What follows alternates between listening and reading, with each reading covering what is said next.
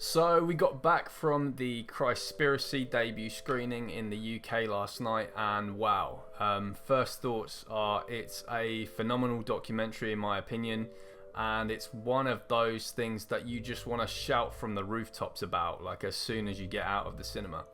So today I'm going to give my thoughts on the documentary.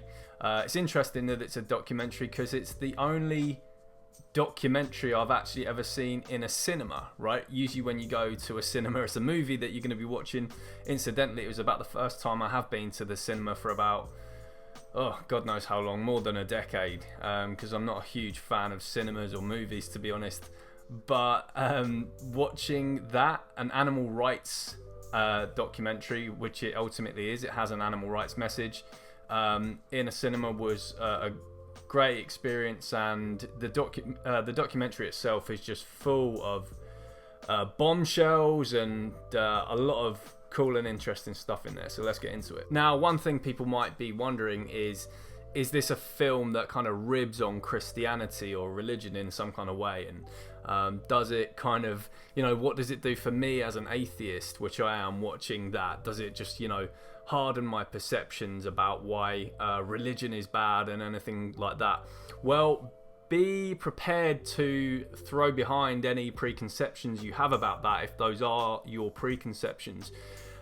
Because if anything, for me as an atheist, all it actually did was actually kind of warm me towards Christianity and towards its true intentions.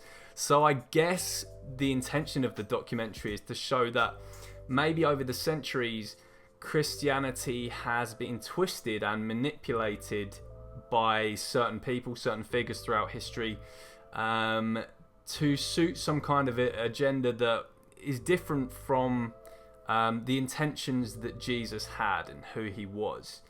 And obviously animals play an extremely significant, the key role in this, who Jesus was, what his intentions were, and how Christianity has been manipulated throughout the centuries to suit a different kind of agenda. It's not just about Christianity. It focuses on other religions and belief systems. It talks about Islam, for example, Buddhism. There's parts on Hinduism.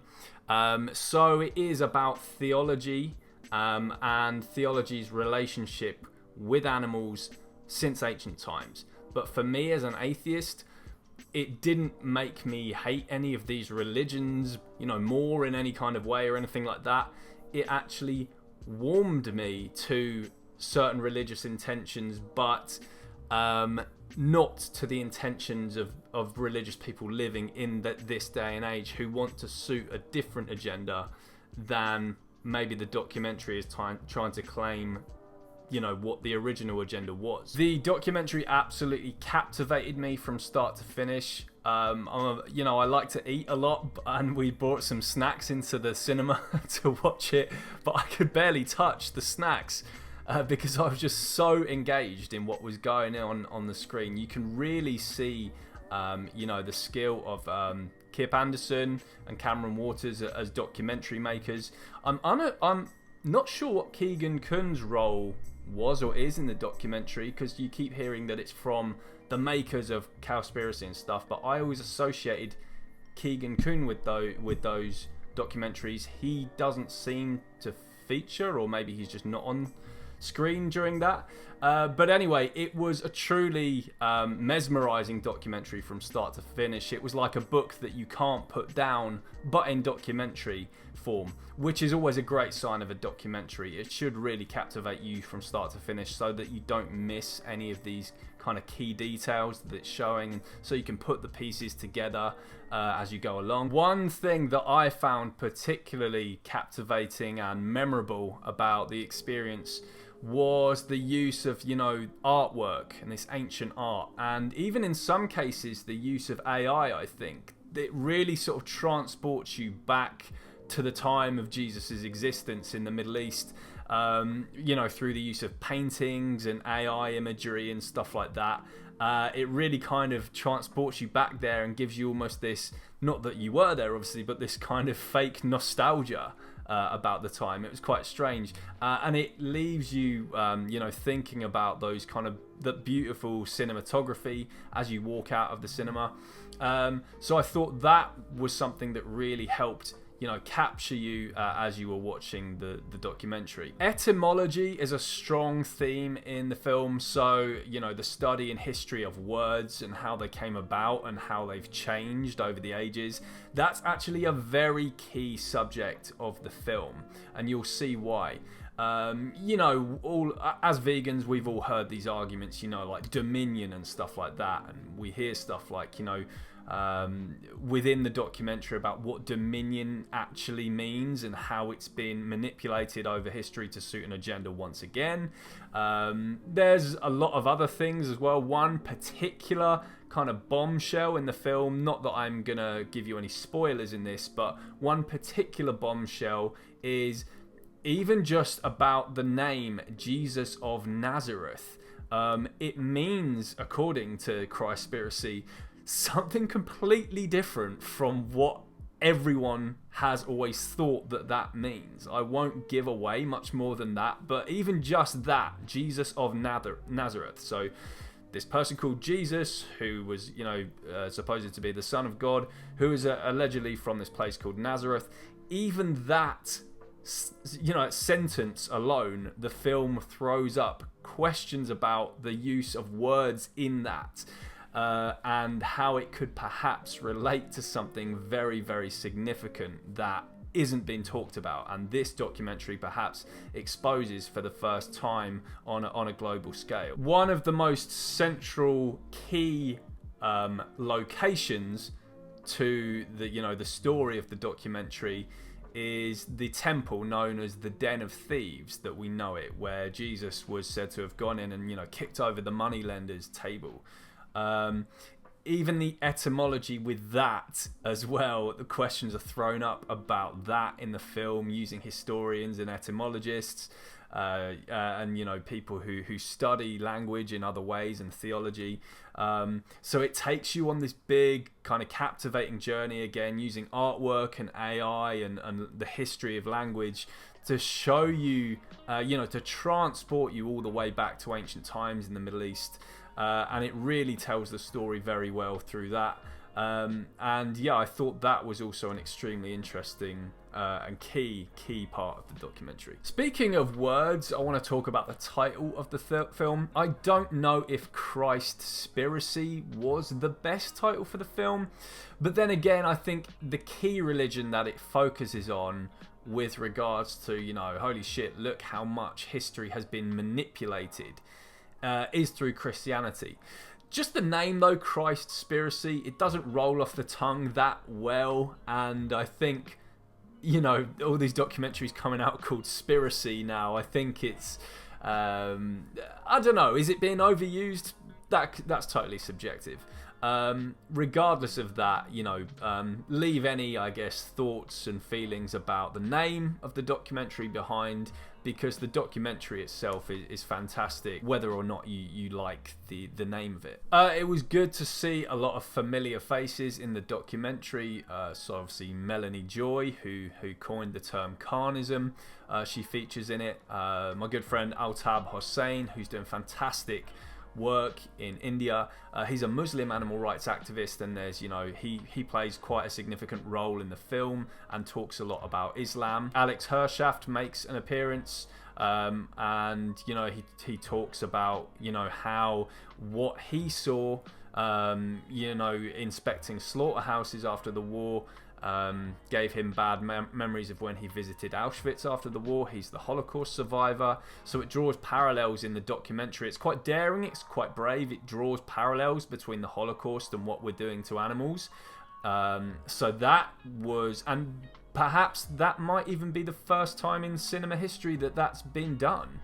That being put in front of an audience in public, and you make this Holocaust comparison. So that was a very, very key, significant part of the film, quite groundbreaking in that regard. So props to the directors for choosing to go ahead with that. Maybe that was even one of the parts that Netflix and whoever else, these corporate entities were saying you have to censor out of the documentary, and they said no, we're not going to self-censor. So I thought that was bold and brave of them to put that in there, and it was very powerful. And I think even non-vegans in the audience, and I assume there were non-vegans in the audience while we're there at the cinema, I assume it wasn't just vegans in the audience. I assume, I didn't hear any boos or jeers or anything when these analogies were made. So I think the way that it puts them across in the film, it's very powerful at putting points across. I think it could still, resonate with people whether they're vegan or not. Tal Gilboa also makes an appearance in the documentary when they visit Israel for part of the filming of it. And that was, also very important because obviously they are talking about something that's very, very historically relevant to that region. And, they show things such as, the dairy farms going on in Israel. So it explored a lot of stuff. You can really tell that the documentary took 7 years to put together because the directors are traveling all over the place to make this. It spans a lot of geographic regions of the world. There's parts in the States, there's parts in the UK, there's parts in India, there's parts in the Middle East. So they were very well traveled to make this documentary and put a lot of time and effort into making it. One key figure of note in this documentary was this Professor Andrew Lindsay guy, who is a theologian of Oxford University, and he would appear to be like an animal rights activist as well. He's written dozens and dozens of books on the subject of Christianity and animal rights, and I kind of wonder why he hasn't been talked about more in our movement. I'm sure I have heard his name mentioned before, but maybe not to the extent that it should be. And the documentary features him as a key individual in putting these puzzles together over the ages about who Jesus really was and kind of what happened. So I thought it was good to include him. I wish the movement knew more about him because we don't really discuss him much, but he's written a lot of work on animal rights from a Christian context. So if you're a Christian vegan watching this review right now, I really suggest you check him out. I'll flash his name up on the screen so you get the spelling right. My wife Rachel chuckled as they went to visit him because they made it this kind of Tolkien-esque kind of mystic thing as they stepped into the house. His house, it almost seemed a bit like The Hobbit. Like you're led down this kind of enchanted kind of cobbled street in Oxford, and you sort of step into his house.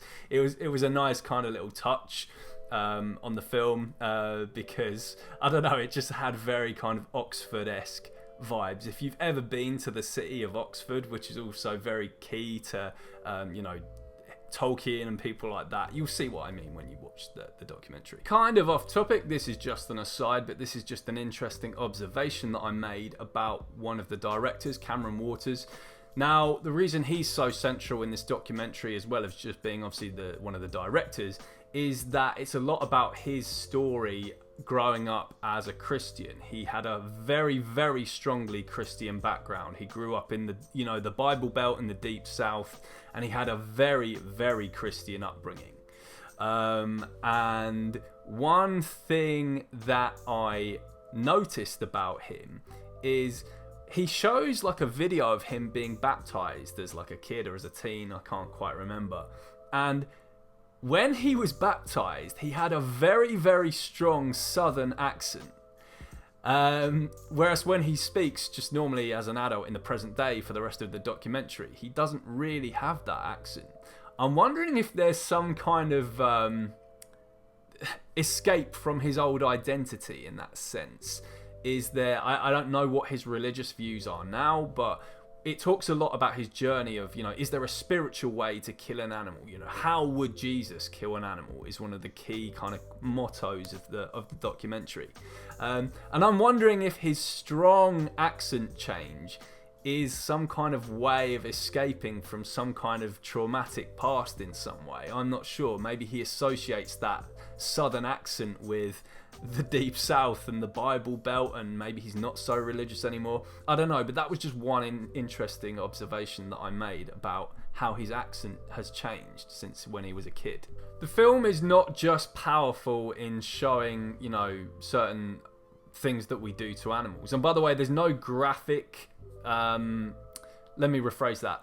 They make clear at the start there's no actual footage of animals being killed. But nonetheless, there are upsetting, distressing scenes. You could hear and see people sobbing around you in the cinema during some particularly tough scenes, watching what's happening to animals worldwide. But you don't see any animals actually physically being killed, but you see them, you know, up to the moments where they're about to be killed or after they've been killed.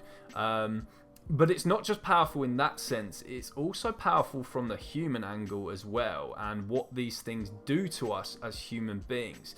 One particularly powerful scene that kind of put a lump in my throat was there's a hunting segment, and it's about a little boy going on his first, you know, hunting trip, and he's out to shoot his first buck or whatever. And, you know, it's some kind of passage into manhood, as it were. You know, there's also themes about, you know, masculinity and stuff in the documentary, and this idea that killing animals is masculine. And you kind of feel for this little boy during the hunting trip. I won't say much more, but yeah, that was quite a powerful part of the documentary. One thing that was kind of scary about the documentary was it kind of shows just how far the powers that be will go to stop the truth from getting out. Now, maybe I need to rewatch the documentary just so I'm kind of clear who was doing this exactly, whether it was the church or whether it was Big Ag or whoever it was. But, you know, some unsettling stuff happens to the directors during the documentary that makes you think, shit, is this real? I mean, we have an idea as vegans how far they will go, but this documentary just shows they maybe even go even further than you thought in getting the truth out, which is a wonder that it even made it to the cinemas, to the screens, because there was definitely a concerted effort from the powers that be, whoever they were, to stop this documentary from getting to the screens. So thank God that it did. While the film focuses on a number of religions, including Islam, I do wish it pushed more on Islam and the idea that even from an Islamic perspective, it could be wrong to murder animals. It kind of just alludes to it lightly, but they seem to do that more with Christianity. It seems to be aimed at more of a Western audience, obviously with the title Christspiracy, and particularly an American Christian audience. There's a lot of kind of, you know, interviews and segments from sermons and stuff led by these, you know, very carnist, very anti-vegan American pastors. I'm wondering if part of the reason they didn't focus more on Islam, which is, you know, it's extremely hard to get through to Muslims about veganism most of the time. As activists like Altab Hossein will know firsthand himself, who's a Muslim himself, you know, and trying to talk about animal rights in his region in Bengal. But so I wish it would have focused more on Islam as well, given how hard it is to get through to Muslims about veganism, and how, you know, in their religion God has said that you can do as you please with you know, you can enslave animals as you please. They're put here for us. I'm wondering if one reason they didn't go into that more is just because of the dangers associated with critiquing Islam, or saying that, you know, history has been manipulated in Islam in any way. We've seen obviously what happened to the documentary maker Theo van Gogh in the Netherlands. He was murdered by a Muslim fanatic over a documentary he made with Ayaan Hirsi Ali about oppression of women in Islam. There's been cinemas that have been terrified or have cancelled screenings recently of films that talk about the Prophet Muhammad in some way. So I'm wondering if the reason they didn't press on Islam a little bit more was out of either fear for their own safety or fear that it would all just wind up on the cutting floor, so to speak, so that it could hit the cinemas. But ideally, I wish that it could have pressed a bit more on Islam and convincing Muslims that it's important, to be vegan in their religion or something like that. Something that kind of irked me about the documentary is this focus on the word vegetarian. So it's about, vegetarian. Well, this group of history throughout, they were vegetarians and they didn't harm animals and they thought it was wrong to murder animals. They were vegetarian. Now, obviously, as vegans, we know that vegetarianism revolves around the abuse and murder of animals. And nowhere in the documentary does it make that clear that vegetarianism is bad. Or maybe it does. I mean, it goes on to dairy farms and stuff like that. It talks about like the horrors of the dairy industry. But it doesn't... I can't remember it. I could be wrong. Specifically actually critiquing vegetarianism and saying... and giving a strong vegan message over that, apart from maybe towards the end where it really kind of mentions the word vegan.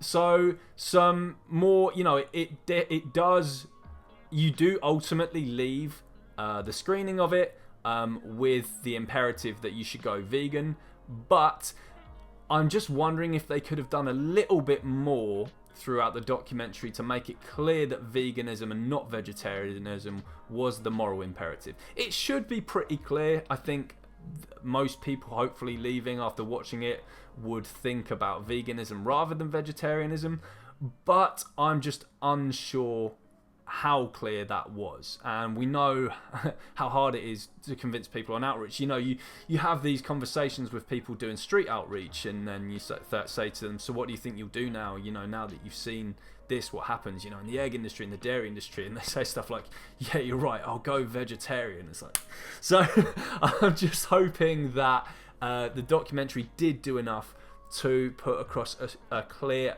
vegan message by the end of it. Now, for vegans watching, it was an absolute joy to watch, apart from obviously how distressing many scenes in it are, but it was such a captivating experience. Do I think it will work on non-vegans, and more importantly, religious non-vegans? Yeah, I do think that it could. It would be hard to say it would work on, most of them or all of them or anything like that. But I think any religious person or non-vegan who goes to watch it actually with an open mind could not fail to be affected by watching it. It was very powerful, very moving. And I can think of several people, non-vegans I know personally, who would watch it and not fail to be moved by it and affected by it and change their purchasing habits in some way at least. So I do think it was a very effective documentary that is not just for vegans, and I think it did a good job at actually making the message receptive to a non-vegan audience as well. Now, personally, I think you can only be vegan for one reason, and that's the animal rights reason. That said, the environmental and even mental health benefits and stuff that it puts across about consuming a plant-based diet in the documentary, you could not fail to be mesmerized by those either, and I actually thought they did really well to kind of tie everything together. So it's almost like a little jigsaw puzzle as you go through the documentary, and towards the end everything just gets kind of tied together, and it puts across a really convincing, in my opinion, message to be vegan. Again, veganism is just about the animals, but at the same time, you could not fail to be captivated by the stuff about the environmental destruction and the effects on, the human psyche and stuff like that killing animals has. So I thought the documentary did a great job of putting that message across and helping it appeal to a broader audience in that sense. Lastly, one part of annoyance maybe that I had about the documentary is it seems to be quite vague and unclear about the way that tickets are working. There's all these promos kind of going on, and And Cameron and Kip, make clear at the beginning and at the end of the documentary, like while the credits are rolling and everything, make sure you get all your friends to watch this. It's really important you get everyone to watch this. But then you look at the screenings and it's like the only screening was yesterday, the 20th, and on the 24th. That's it. Those are the only screenings, and they're just showing in a select few cinemas worldwide, it seems, or at least maybe the one on the 24th is. It's very, very hard, it seems, to find tickets. So it's like, yeah, okay, how do we get people to watch it? So that was a bit confusing, but from what I gather from word of mouth, what they're kind of doing is they're hoping that maybe the box office sales will be good enough so that either they can extend it in cinemas, or so that people can get like a pass to watch it online. I'm sure it will ultimately be hosted maybe on its own website, like on the Christspiracy.com website or something like that eventually. Maybe it'll be a pay-per-view thing and you can kind of pay in advance, like for tickets for your friends or something to watch it, because it makes it very clear that they want you to get your non-vegan and your religious friends and whatever to watch this. But yeah, it's just a question of how, because I want to tell my family and friends and stuff to watch it, but the only other screening I could find of this in the UK after yesterday is this Sunday, and I think it's in King's Cross in London. Now I'm hoping that viewing will be absolutely booked out, so please get your tickets to that. You can get that, you can see that screening. If you go to Christspiracy.com, hopefully that screening will still be there. Maybe that was only just showing for me or something. I don't know how it's exactly working, but that, I guess, is one point that kind of irked me, is that it seems kind of unclear about how exactly to get people to watch this when it seems extremely inaccessible at the moment to watch. It's not online, and it's just showing like on some very specific 2 dates. But ultimately, if you are able to watch it somehow, please do, and hopefully it becomes much more accessible in the future. I'm really hoping that it does, because this is a documentary that can potentially change, hopefully, a lot of people, and that includes whether they're religious or not. As long as you're not vegan, it doesn't matter if you're Christian, Muslim, atheist, Buddhist, whatever it is. I think it hopefully has a convincing enough message for you by the end of the documentary that you watch it, that veganism is the right thing to do regardless of your religion, and particularly if you are a Christian, that Christianity, the doctrine of Christianity, has been manipulated over the centuries to suit a pro-carnist agenda. So watch this space, and yeah, hope everyone enjoys the documentary when they do watch it, and that this makes it very big. Congrats to the documentary makers for getting such a spectacular piece of film out, and I'm so glad that it hit cinemas. It was great to watch an animal rights documentary in cinemas, and yeah, thanks everyone for watching my review of this, and I'll catch you all soon.